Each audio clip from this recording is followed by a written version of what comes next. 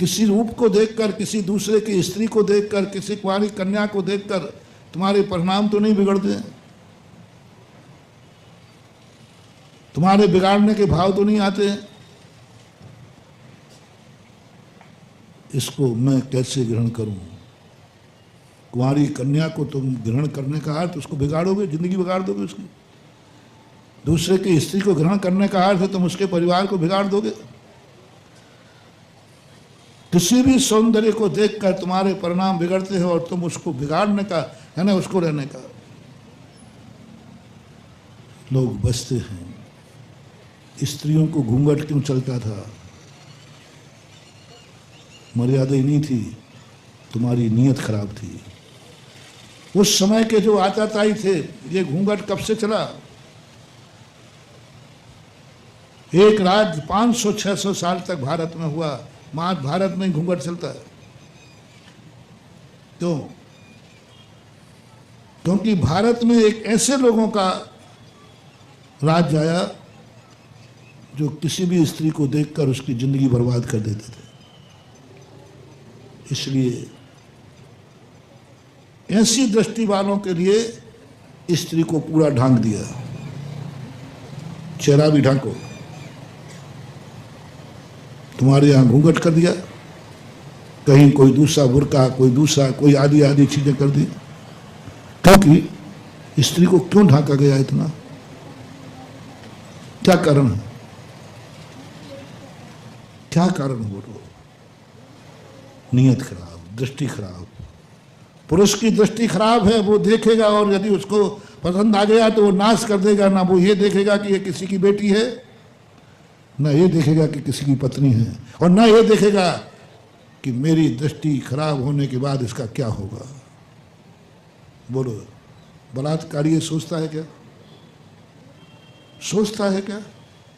मैं एक कुंवारी कन्या पर नियत खराब कर रहा हूं। बोलो, उसकी जिंदगी पर सोचा कि तेरे क्षणिक सुख के कारण उस कन्या की जिंदगी क्या होगी? बोलो, बलात्कार की हुई कन्या की समाज में क्या स्थिति है? उसकी जिंदगी आबाद है कि बर्बाद है? तुमने एक सौंदर्य क्या देखा, उसकी जिंदगी बर्बाद कर दी।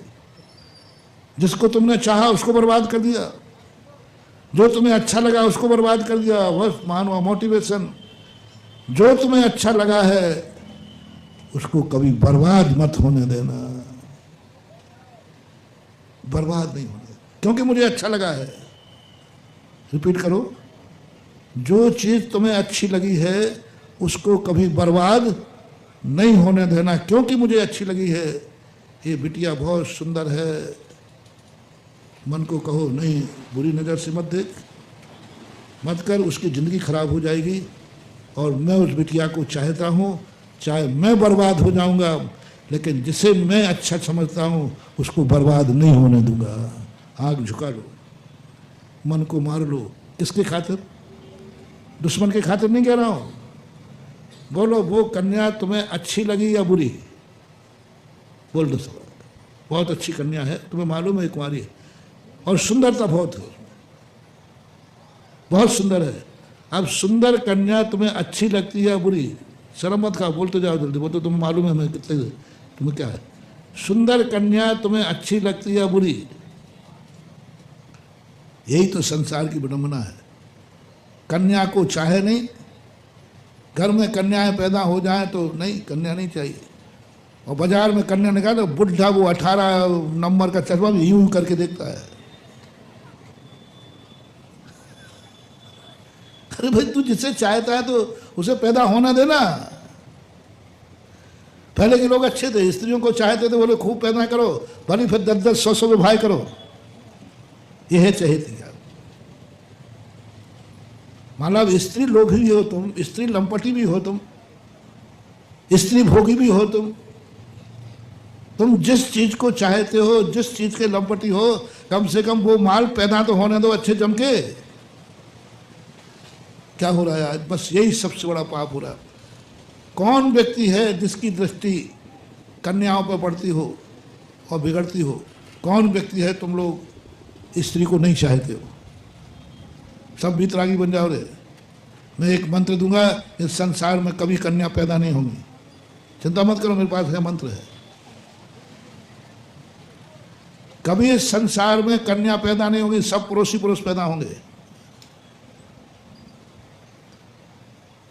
महाराज जी सबके यहाँ नहीं, हमारे यहाँ तो लड़के लड़के हों, पड़ोसी में कन्या ही कन्या हो, बस गड़बड़ मत करो।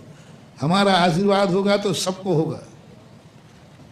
बोलो कौन सहमत है कि मैं एक मंत्र फेरूंगा, उसके बाद फिर कभी भी कहीं दुनिया में कन्या पैदा नहीं होगी, मात्र पुरुष ही पुरुष पैदा होंगे। बोलो कैसा होगा वो संसार? तो कन्या तो बुरी है, कन्या होते ही तुम कर्म ठोकते हो, कन्या होते ही तुम मुंह बनाते हो।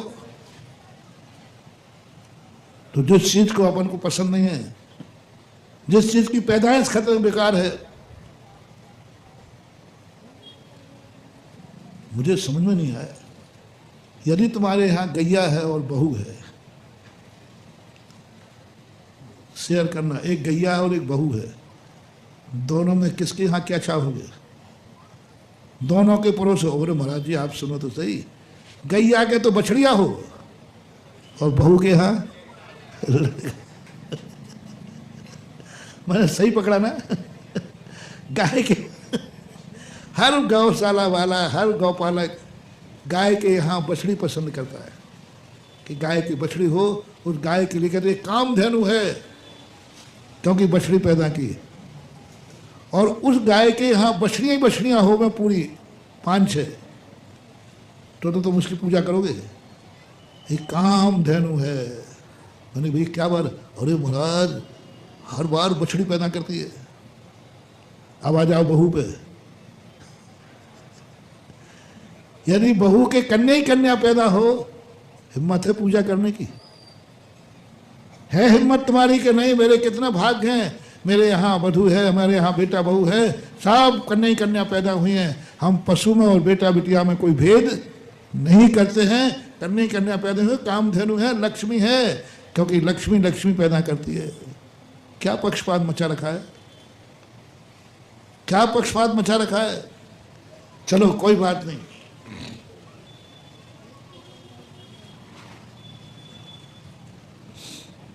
तुम्हें कोई नहीं मालूम में कहूँ, बोलो कौन कौन चाहता है कि हमारे यहाँ कन्याएं पैदा हो? कोई नहीं, हाथ नहीं उठाऊंगा, मुझे मालूम कोई उठाएगा नहीं, मेरी बात बेकार जाएगी। लड़के लड़के पैदा हो ये तो उठा देंगे लोग, पर ध्यान रखना, पर मेरा मन सब पे लागू होगा। संसार में कहीं भी लड़के लड़के पैदा होंगे, कन्या पैदा नहीं होगी। बोलो प्रस्ताव पास करो, हाथ उठाऊं? कैसी दुनिया होगी, कैसा संसार होगा? सब लोकांतिक देव होंगे,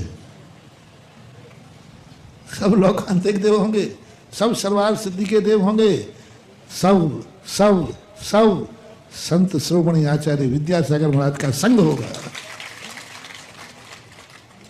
सब संग होगा, कुछ नहीं। नहीं है ना? तो पक्षपात मत करो। यदि तुम कन्या को चाहते हो, यदि तुम्हारी नियत नहीं है, तुम्हारी ब्रह्मचारी, मैं मना नहीं कर रहा हूं, सब ब्रह्मचारी बन जाओ, सब बीतरा, कोई बात नहीं। कम से कम तुम स्त्री को चाहते हो तो एक ही नियम ले ले कि कभी भी हम स्त्री जाति का नाश नहीं करेंगे। अब तो मैं तुम्हारे पक्ष में आ गया ना, क्योंकि तुम कहते महाराज मैं संयम से नहीं रह पाऊंगा, मेरा इतना बल नहीं है कि मैं संयम धारण कर लूं, मैं इतना कंट्रोल नहीं कर सकता, ब्रह्मचर्य वैसे नहीं रह सकता। कोई बात नहीं, जिनवाणी ने नाराज नहीं हुए। जो जो शादियां करते हैं, क्या जिनवाणी उनसे नाराज है? जो जो शादियां करते हैं, क्या उनकी दुर्गति होती है? नहीं, मोक्ष नहीं होता, लेकिन दुर्गति भी नारी कहते कोई बात नहीं, क्या बात है, नहीं बन रहा संयम तो नहीं बन रहा है,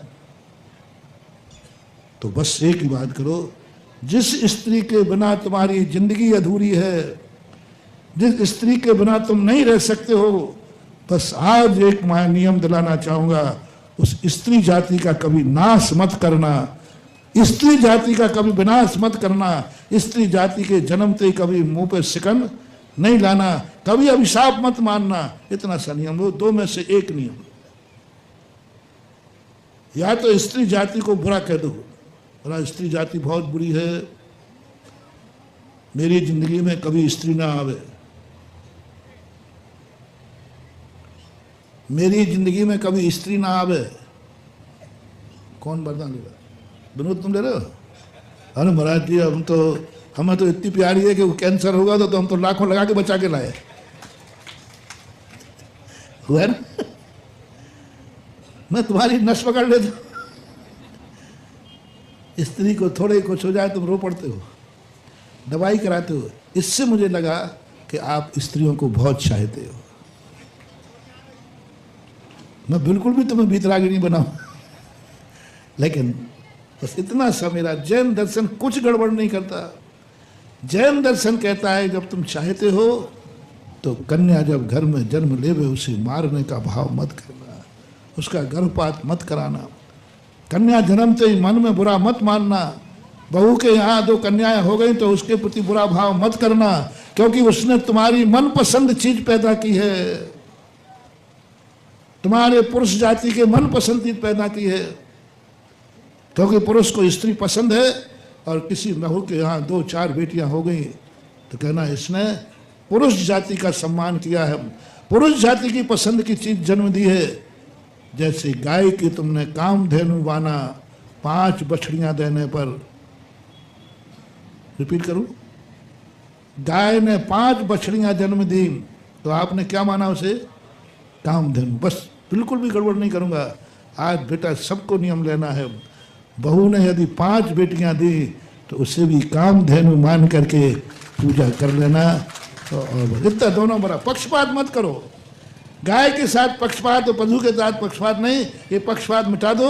जाओ तुम्हें हम धर्मात्मा की उपाधि देता हूँ और तुम्हारी आंखों को 2 आंख बना दूंगा कि यहाँ देखते तुम सूर्य विमान के दर्शन करोगे। जो चीज तुम्हें पसंद है उसका नाश नहीं।